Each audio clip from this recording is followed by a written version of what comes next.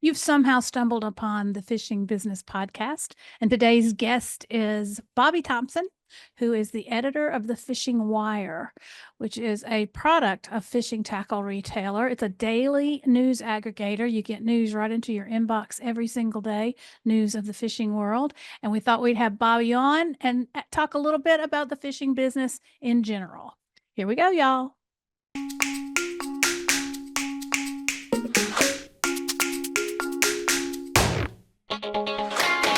Hey, y'all, this is the Fishing Business Podcast, and I'm Angie Thompson. This is Bobby Thompson. Bobby is the editor of the Fishing Wire, which is part of our family here at Fishing Tackle Retailer and a big part of the fishing business.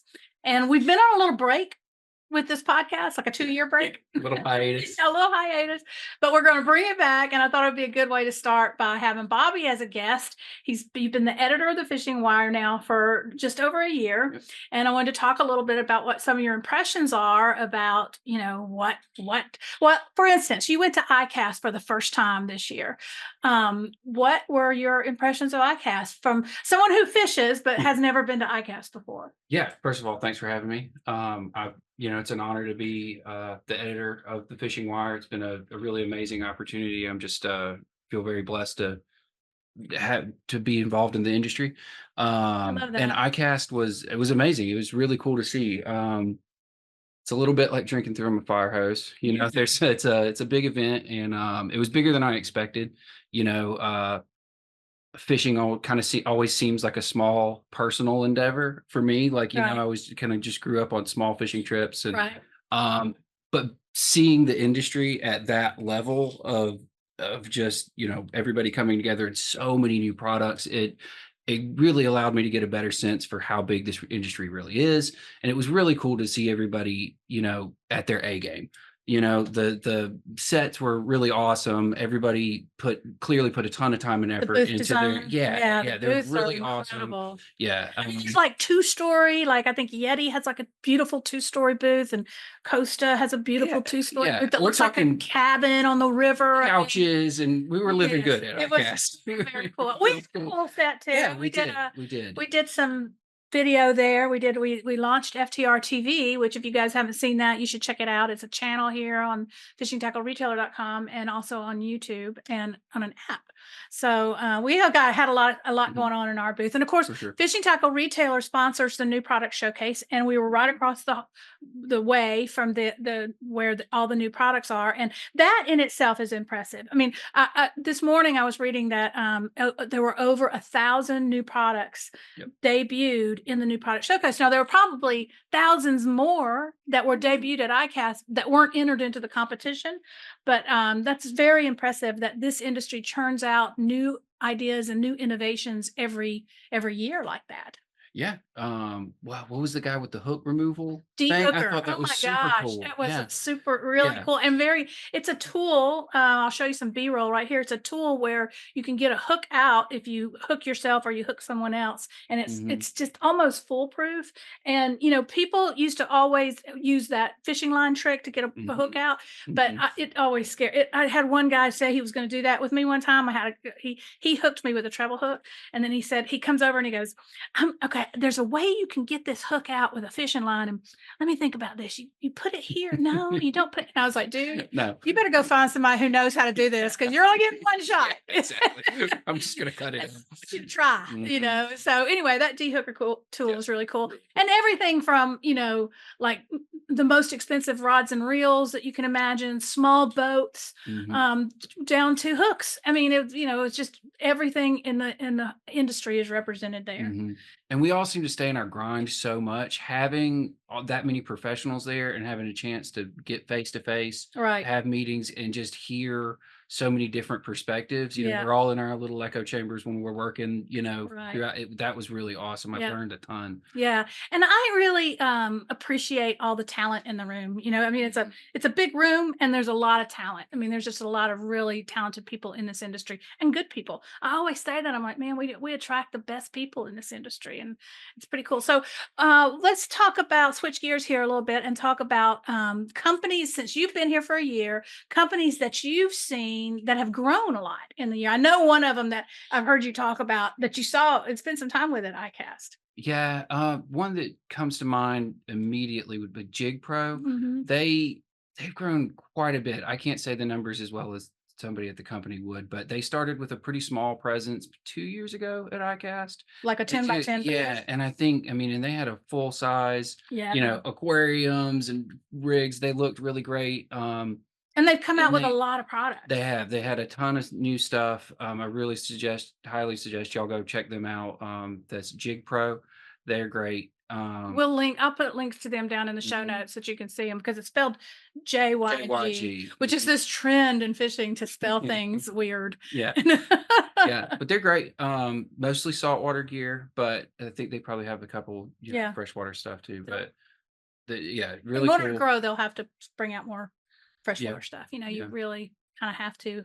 No, I kind shouldn't of say you have diverse to, but it's a good way to helps. grow. Yeah, Yeah, right. yeah. I mean, when you think about it, the difference between saltwater and freshwater fishing is really access. Mm. You know, obviously saltwater, you have to live in a coastal state, right? But Oh then yeah. there's the whole rest of the country that has we have so much public water in this country, with ponds and streams and rivers and reservoirs, and so there's a lot more fresh water that people have access to that they can fish.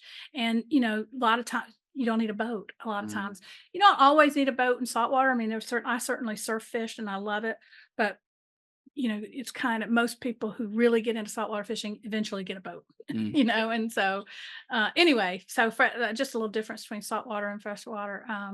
So switching gears again, let's talk about the fishing wire. So you're the editor of the fishing wire. You get all the stories get sent to you, and you sift through them, and you kind of decide what's going to be posted and what's going in. The fishing wire is a daily news aggregator that comes to your inbox every morning with the news from the fishing world, and you've done a really great job with that. What are some companies that you've worked with over the past year that you feel like do a really good job with their PR?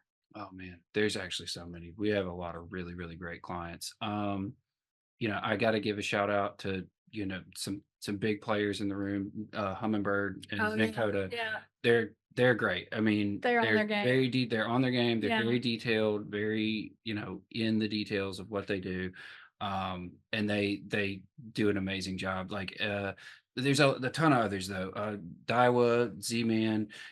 On my end, when I'm getting the editorial and stuff, I think the thing that helps the best is having a really well-rounded press release, just meaning great images, a good story to tell, and really clean copy. yeah, And that makes a difference in the readability and the clicks and the engagement. that's right. There's a lot of great writers out there, but the one thing that I've seen makes the biggest difference in engagement is it's the whole is greater than the sum of its parts. Right, Right. right, So, right. like I said, some of those companies like Z-Man, Daiwa does an amazing job. Everything they put out and Yeah. get to me is really clean, really sharp. It doesn't have to be groomed very much. I always think Uh, Daiwa has a voice. Like yeah. like it feels like you're talking to someone you know.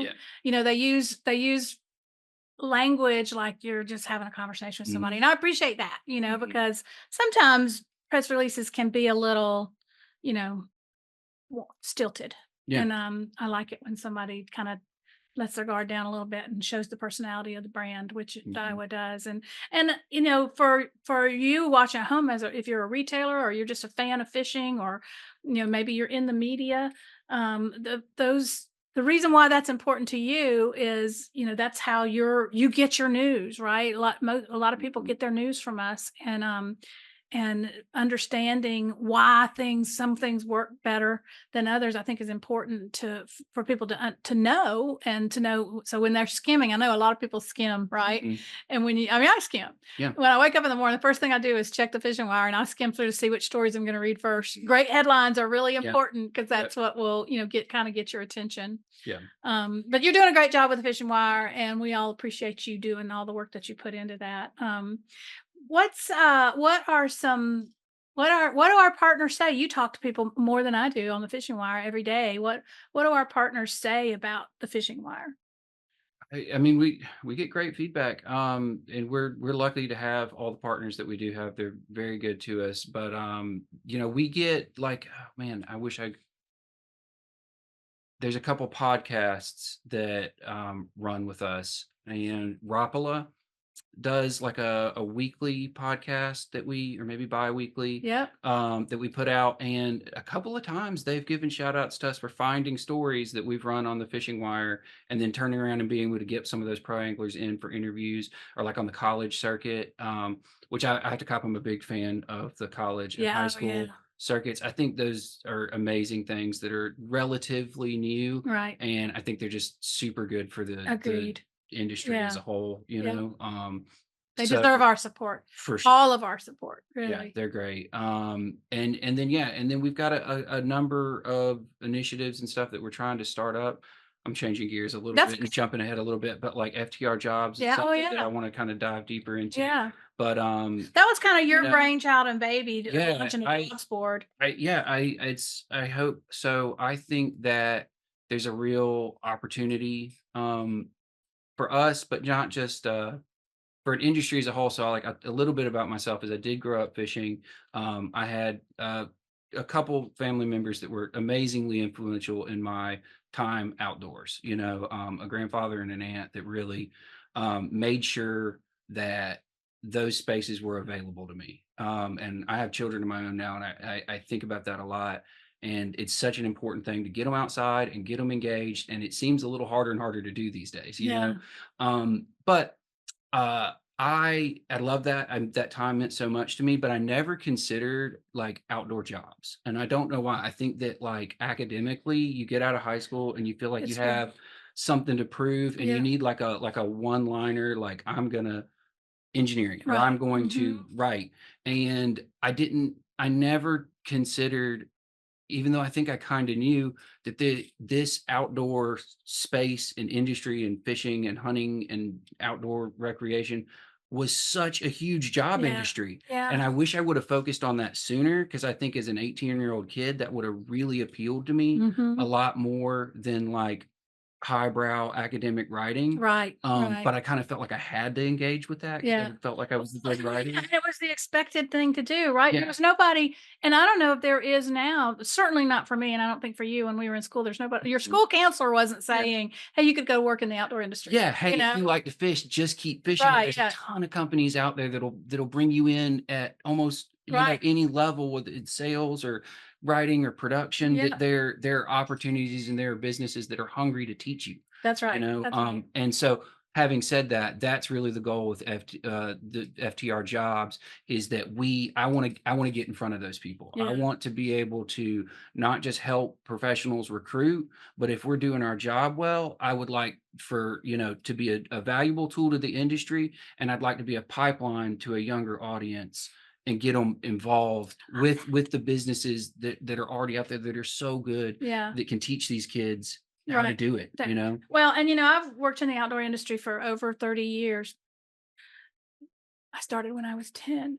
But but, I know in the last 15 years, especially when I was working in production and television production, I was like, we owe it to the next, we need to teach people the business, Mhm. because I started with a group of people who all were around the same age when we all started together at this Mhm. company, and we all grew up together at that company. And then we were like, we started getting a little gray in our hair, and we looked around and there was not really a lot of younger people.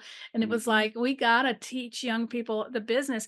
You know, there's something, well, like I think any business, you're not going to learn everything about it in college. You can get a good foundation, but you really got to get out there and work. Mhm. And I know a lot of people that work in the outdoor industry that have really great jobs that I admire, that started by working at retail. Yep. They started Yep. working behind the counter at a tackle Mhm. shop, and then got to Mhm. know reps Mhm. and got to know people in the industry, and Yeah. maybe went to ICAST and Mhm. started, moving up the ladder from there, from working at a tackle shop to Mhm. working at one of the brands and that sort of thing. So but yeah, you're right, and I'm really glad and appreciate you taking that on and really championing the FTR Jobs Board, because I think it's important and it'll be good for the industry.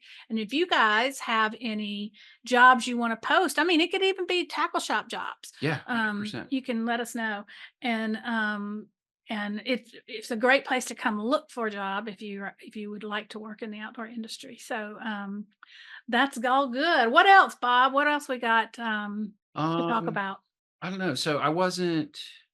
I am new to the sport fishing industry. Mhm. So I've done a lot of writing and stuff in the past, but I was, more academic, or I Yeah. spent a lot of time in the food and restaurant Yeah. industry. So I'm kind of, but Bob is also a chef, an incredible chef, but wanted to have a family life. yeah, So, got to wanted to get a little away from the crazy a little yeah. bit. But something I've noted that really stands out to me in this industry too is, it kind of goes back to what I was talking about, is just the tie-in to conservation. And I think that's awesome. There's a lot of companies out there that are doing really great work to restore lakes, to, fund fisheries, fund research. And it goes all the way from, the state and federal level to private Yeah. businesses spearheading that. And I think that's really been really cool to see, because a lot of people talk about, the importance of our natural Right. resources, and we all kind of know, but this industry seems to actually put its money where its mouth is, Yeah. and fund this stuff, Yeah. you know. Well, and not only that, but and I wish I had the right words to say, but the fishing industry as a whole, there's an excise tax that brands pay, that results in a ton of money going back into conservation. Mm, I cannot think of the name. I wish I could Google it. I can't think of the name of the tax, but I'll figure it out and put it in the show notes too.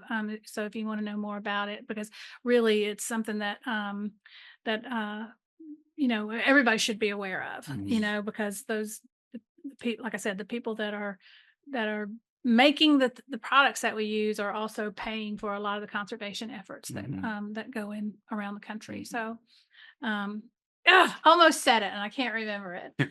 I'll find it and I'll put it in a super right here. It's Yeah, the blah blah blah blah blah act. That's what it yeah. is. I just can't think of the name of it right now. All right. Well, I think that one should do it for this week. We'll bring somebody new on next week. We're going to start trying to do the podcast every week, and bring some interesting guests on. And oh, if you haven't seen on FTR TV's channel, we've started doing a video version of the Fishing Wire once a week. It's called the News Break from thefishingwire.com, and Bobby and I will both be hosting that. And right now, I think I've done the first couple of ones. Bobby will take over some hosting duties. For example, I'm going to Montana to go fly fishing next week, so I'm hoping that somebody can help me pick up the slack while There I'm you go. gone. I got you. So I'm going to be fishing the Yellowstone River. I'm So just super jealous. yeah, it'll be an awesome, awesome trip. So, but we'll be back next week, and I'll tell you all about it, and we'll have somebody new on to share something about the fishing business with y'all. Thanks, you guys. And I'm going to sign off by saying, just like Jerry McKinnis always said, thanks to Dad, because he always had time to take me fishing.